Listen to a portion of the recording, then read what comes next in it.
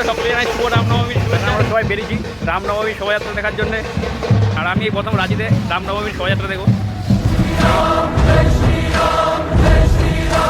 আর এখন আমরা যাচ্ছি রাঁচির তপোবন মন্দিরে। আর সেখানে এই রামনবমীর অনুষ্ঠানটি অনুষ্ঠিত হবে। আর আজ রাঁচির বিভিন্ন জায়গা থেকে প্রায় কয়েকশো মানুষ এসেছেন রাঁচির এই তপোবন মন্দিরে। মন্দিরের সামনেই শুরু হলো জয় বজরংবলীর প্রদর্শনী।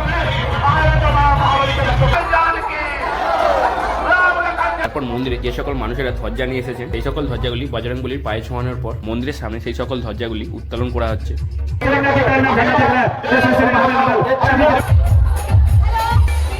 তারপরে একদিকে শুরু হলো নাচানাচি, আর আমরাও সেই নাচানাচির সাথে যুক্ত হয়ে নাচতে শুরু করলাম।